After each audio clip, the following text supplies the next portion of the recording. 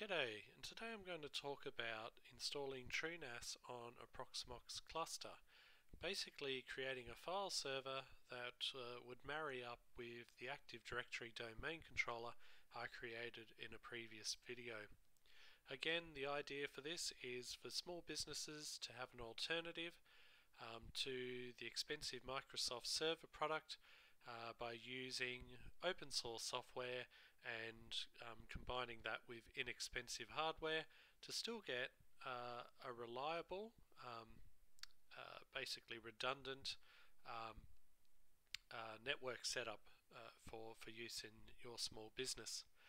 Okay, so the first thing you'll need to do is you'll need to go to the TrueNAS website and you will need to download TrueNAS Core. That is the open source version of TrueNAS, and you just need to get the ISO file from there. There is another version called TrueNAS Scale, and TrueNAS Scale is slightly more compatible with ProxMox than TrueNAS Core. For starters, it has what's called the QEMU guest agent. So with this one, TrueNAS will actually talk back to ProxMox and they'll be able to do various things. For example, if ProxMox needs to shut down TrueNAS, it'll do it safely as opposed to just shutting it down and various things like that. Of course, TrueNAS Scale will cost you some money, but even with that, it is very small compared to if you were to buy a Windows server. Anyway, TrueNAS Core is what you'll need, and this is what I'll be using for today's demonstration. So, what you'll need to do is then create your virtual machine. So I'm going to call mine TrueNAS on my ProxMox box. It would be nice if it starts at boot, and I'm going to use my TrueNAS ISO that I downloaded here.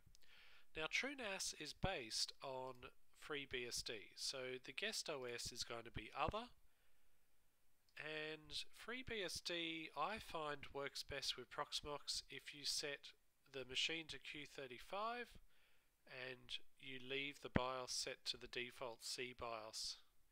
The other thing you will probably need to leave alone is the VirtIO SCSI. It works best with that. Now, for the purposes of this demonstration, this video is all about showing you how to get TrueNAS onto your domain and getting your Windows clients talking to it as a file server. So I'm not going to go into too much detail around how you could split up your disks or move disks between various nodes. Keep in mind also that ProxMox itself has CEPH, C-E-P-H, as an option, and you could probably use that and find that's more superior than trying to do fancy things with TrueNAS, because it's basically at the ProxMox level, the host level. It's handling all the disk. But for the purpose of this video and to show you how ZFS and pools work and disks inside of TrueNAS, I will set up a few disks. Now with ProxMox you can have it set to default where there's no cache, or you can set it to write back where there is cache. This one will run faster, but this one here is definitely more important if you're going to experience a power failure. Particularly important for small businesses who don't purchase an uninterruptible power supply. So you could leave it in that mode. For me, I'm going to put it in write back mode. And here you want it set it to the VirtIO SCSI, because that's your fastest performance in ProxMox there. So for the purpose of this video, I'm now going to create some virtual disks.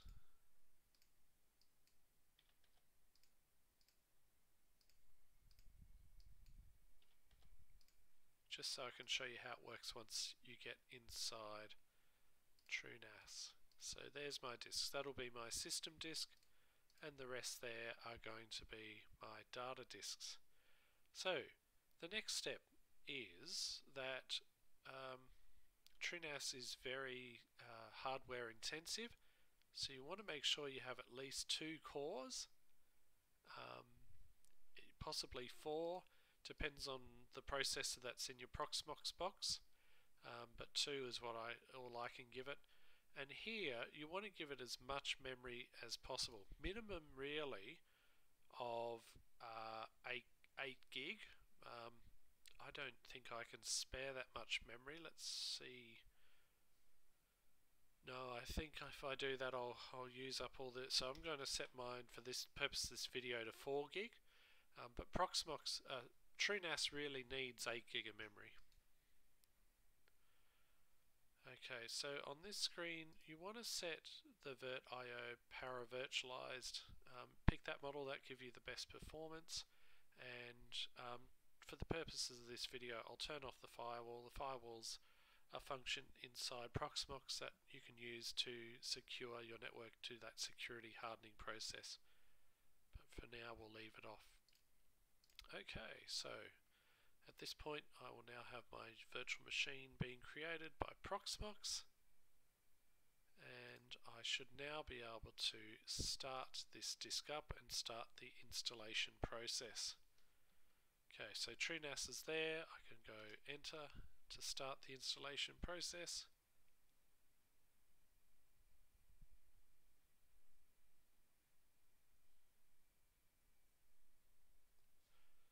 And effectively if I go there, I click install, there's the warning, I don't have enough memory. That's alright, I'm going to continue anyway. That's the disk I'm going to install to, and you now have to set a root password. There's one I prepared earlier, and we're going to have it boot via BIOS. So that's on its way now. That's basically setting up. So what I'll do is I'm going to pause at this point. I'll come back to you in a sec once it's at the end of the installation process. Okay, and as you can see, it's getting near the end of the installation process. It's just carrying off its last few little bits. Eventually, in a moment, here we go. It now reckons it's ready to go. So, please reboot and remove the installation media. Okay, we'll reboot the system. While that's happening, let's remove our installation media, our virtual installation media. So now got none. And go back to the console. And there's our TrueNAS ready to go. So let's run our TrueNAS box for the first time. Being the first time that it's running, of course, it's going to be doing some things it hasn't done before, but please, while we're here, enjoy the FreeBSD kernel booting up there. But as you can see, it's loading plugins for the first time, so it takes a little while on these screens here. There's basically a few there to do. The other big thing it'll do on its first run is it will configure your SSL certificates, so it takes a little while to generate that. Again, I think I'll pause the video while we wait for that, and I'll come back in a sec. Okay, so it's finished now creating that SSL, and it's now finishing off its first run. Eventually you'll get to this screen here, and on this screen here you get to configure your network interface. By default it would have just grabbed a DHCP address from your router on your network or whatever hands out IP addresses. So the first thing you want to do is probably set a static IP address. So for that I'm going to go here, I'm going to go here, I'm going to say remove the current configuration settings for the network interface. And I'm now going to add my own. So I will configure, I don't want DHCP, I want to actually configure a static IP address. Happy to give it the same name, but you may want to give it a custom name there. And pick some IP address that's on the same subnet as your router. My router is in the 192.168.1.0 subnet. Okay, so configured your IP address. Next thing you want to configure is the default route, which will be of course your router. I'm not configuring IP version 6 in any of this, although easy to do. Finally, you want to configure your DNS, and your DNS domain should be the same as your domain of your Active Directory, and your domain name server will be your Active Directory domain controller, or if you've configured multiple controllers, you'd have them both listed here. So at this point, you have now configured it enough that you should be able to load up a new window and pull up the TrueNAS GUI, web GUI. And here is mine here with my password. So, a few things. First of all, it's a very nice modern interface and extremely easy to configure. The first thing you probably want to check is that your system has your NTP server set to the same as what your domain controller is using. So for me, I happen to be using, being in Australia,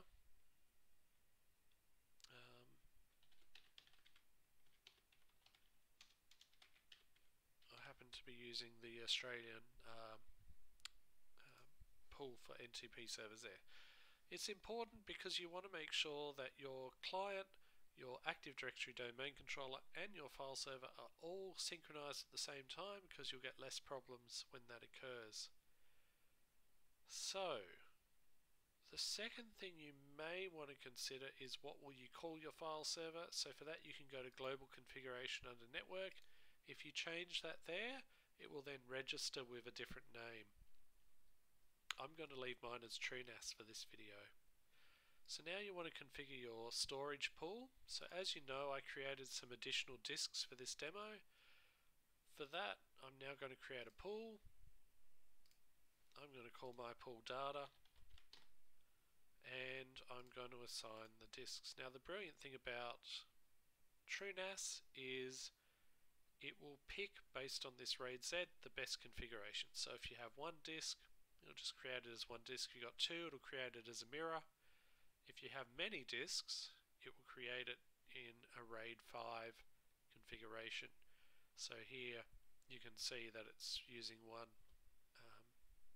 as a spare, basically. So yes, we do want to create the pool and wipe the stuff that isn't there to get it going. That should then take a few seconds. Let's go in here, let's go to options, and let's talk about the default options that come with the ZFS pool.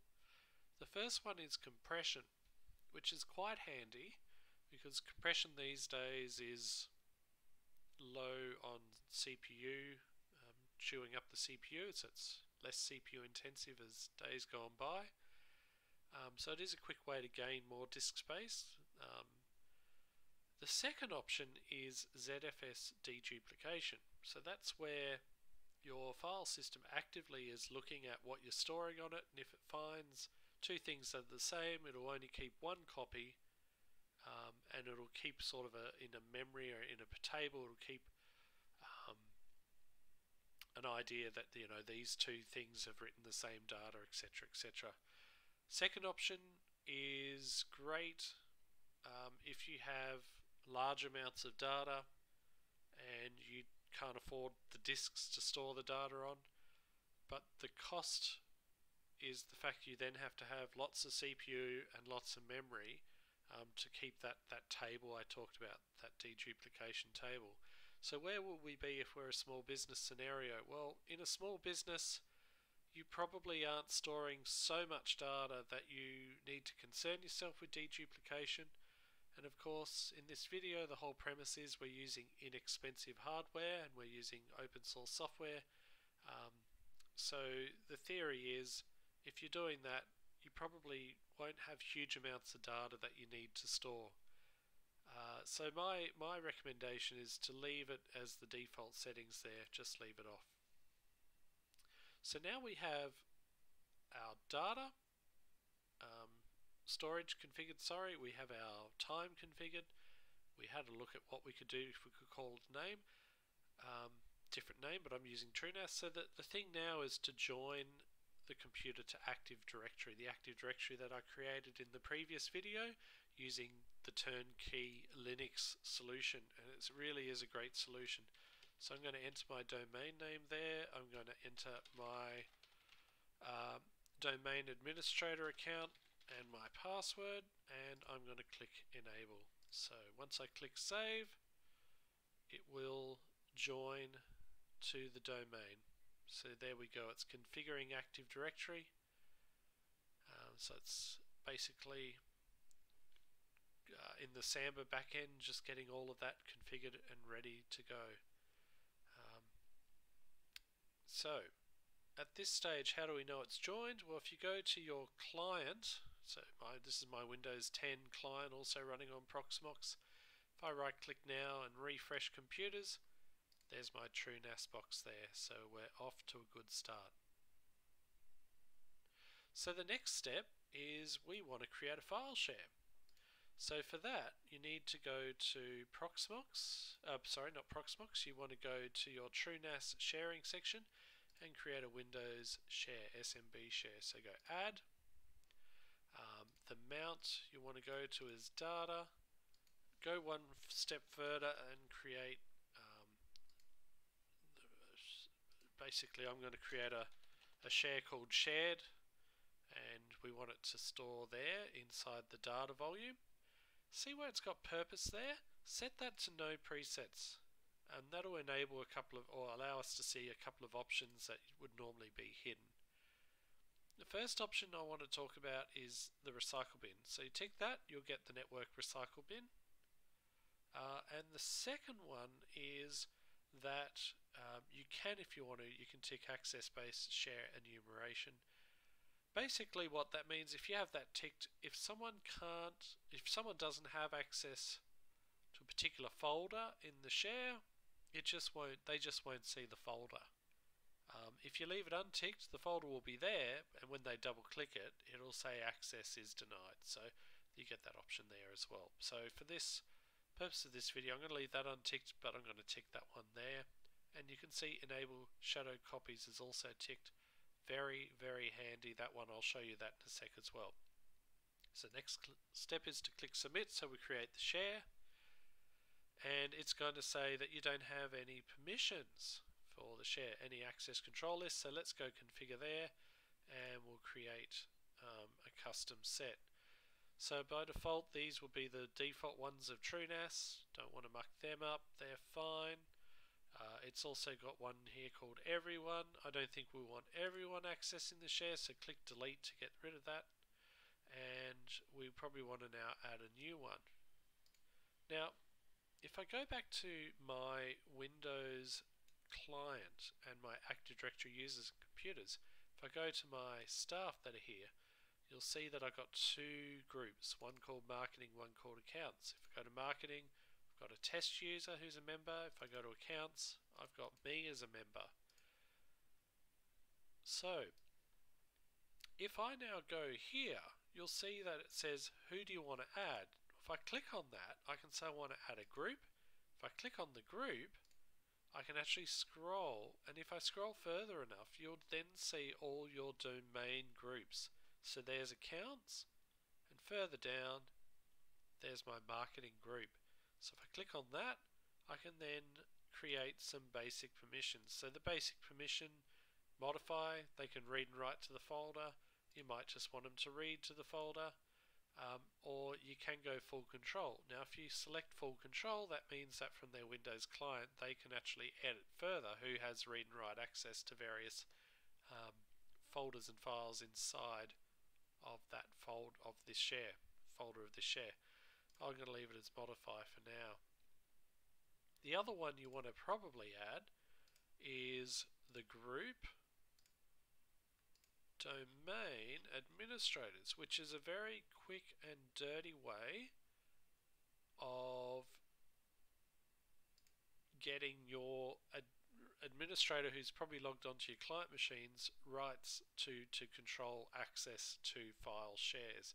Now, you probably won't get big ticks from any security auditing kind of companies or anything like that, because these days doing that they don't like. They'd rather you do it using other means. But for me, and being in a small business, you really just want to quickly get it up and running as soon as possible, quickly as possible. So my recommendation, make sure you use very strong passwords. Okay, so click save. I now have my data pool configured. I have a share on that data pool configured, and we have basically configured some ACLs. Does it work? So let's find out. So I'm going to pull back my Windows client, and I'm going to go to the Explorer window. If I click on Network, I will now see there's my TrueNAS because I'm on the domain.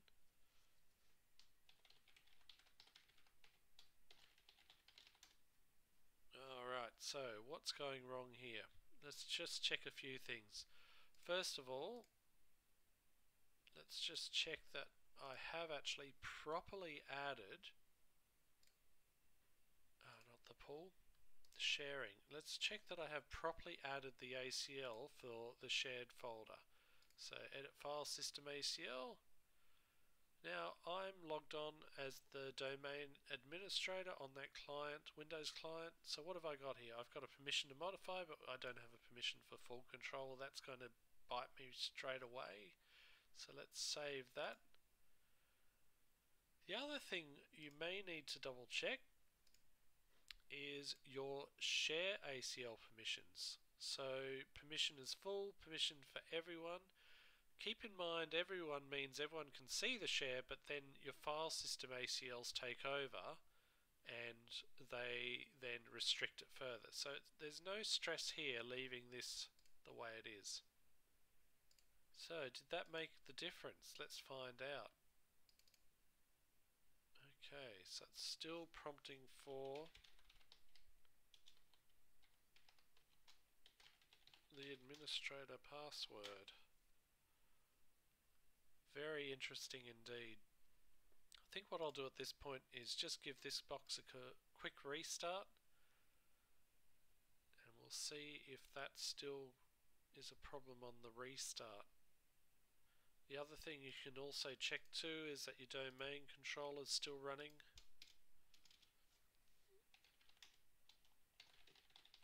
Turnkey Linux one, so that's the command there, and it says it's running, so that's a good sign. So theoretically things should be running well.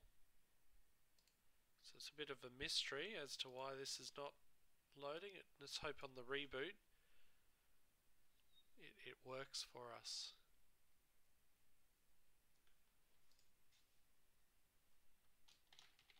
So that's my domain administrator there. Log on.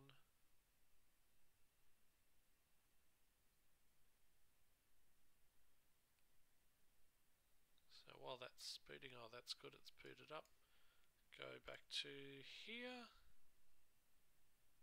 Pull up our network. Oh, it works. Okay, so that's probably it can happen from time to time. It's probably something to do with the caching on the Windows client. But yeah, that worked, and it's worked as intended. So if I go shared there, there's my share. Go back to here, that's my share there. If I go back to the dashboard now, you can see that that's how much memory is currently of my 4 gig I've allocated to TrueNAS. That's how much is running. That's how much is free. ZF cache is the file cache for the file, basically the TrueNAS file server. So let's go copy something now. I'm going to copy on this local Windows client. I've got a Windows 10 ISO. I'm going to copy that up. I'm going to paste it here in the shared folder. So as you can see, it's running. As I'm doing that, this percentage of cache on this side is increasing as it's copying the data up. Now, I have very basic gigabit backbone of a network here, so it's expected that that will have performance issues. But probably the big one is I just don't have the 8 gig of memory, so it is having troubles writing that data to that, but we'll leave that for the sec. Okay, so where to from here? Well, you probably want to map the drive. So I'll map this one to Y drive. Why not? Y for why not? And then from there you can start taking advantage of various things. So, actually I've got it there too. Let's just disconnect that. We'll just leave it on Y drive. So probably the biggest one is this restore previous versions, which if I click on that at the moment it's saying working on it and there are no previous versions available. So how do you make all that work? Well, for that you've got to go back into TrueNAS and you've got to create a task called the periodic snapshot tasks. So you click there, click add, pick the data set, so I'll pick data, snapshot lifetime 2 weeks, and then the schedule. Now, Windows Server by default with shadow volume copy on your file server, it does it twice a day. It will do that that task. So you can certainly fiddle around here and try and get the task to run maybe every 12 hours or every 2 hours or so. Hours the task will run. So I think if I go 12 hours, yeah, you can sort of see there. It's well, it's only running it at 12 a.m. So I don't know how you make it run every 12 hours. It's very simple. It's supposed to be simple. That's probably it. 12. So you could do something like that. So I think by default it's 7 a.m. and 3 p.m. or something like that. So it's 15. Everything's 24-hour time. So you can see there's a schedule down the left-hand side. For the purpose of this video, I'm actually going to make it run every minute. So that's pretty extreme. I mean, you probably wouldn't want to do that. You'd probably just want to, I mean, the worst you'd probably want to go is on the hour and take a copy of everything on the hour. But here, anyway, for this, I'm going to go every minute. So if we click submit on that, and we'll let that do that. It says it's pending, so we'll let that do that. One thing I did notice while we're here is the time zone is wrong. So even though I set my NTP server, your time zone here, this is important as well. Set it to your local area. I happen to live in Australia, so I'm going to set mine to Australia. There's a lot of American time zones. Where is Australia? Here it is here. And that's me, that's where I live. So I'm going to click save on that. And that just means, again, that you got your time synchronization right. In fact, that possibly might be why I had that logon issue before. Time sync was not right. Anyway, let's see if in the time that I've done that, we now have a snapshot. We do. Apparently, we've got one snapshot there. So, if we now go delve a little bit further, not disks.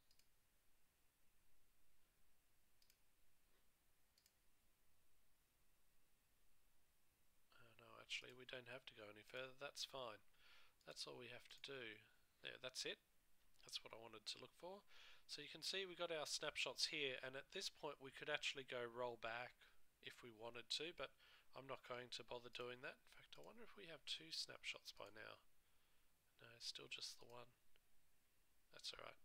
Need 2 minutes there. There's our second snapshot. So we're starting to get consistent snapshots showing up, and at any point you could restore to that if you wanted to. But this isn't really useful to you and I. Probably what's more useful is we now have the ability inside of here to use previous versions. So that file, for example, I delete that file that I copied up before. It's gone. However, if I go here and go restore previous versions, it is saying there's no previous versions. It's very interesting, isn't it? just check that I did enable it.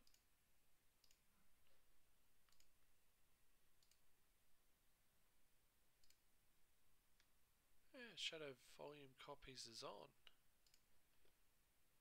So this is where you always got to check your TrueNAS setup. Definitely reckons it's creating them. There they are there. Check our task.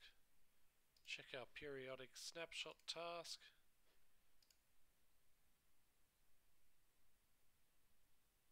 It definitely is creating them. I head back to our client. Oh no, they are. It just takes time to catch up on the client. But effectively, now, I mean, I don't have my file there, but if I open any one of these, if I open this one, the file's not there. If I go back to the original snapshot, there's my file. So from there, I can simply just copy it and place it back onto the file share. If I had more memory, that wouldn't break down, but anyway, that's still performing okay until it got to there. Anyway, the important thing is that you can then restore files that have been deleted with ease.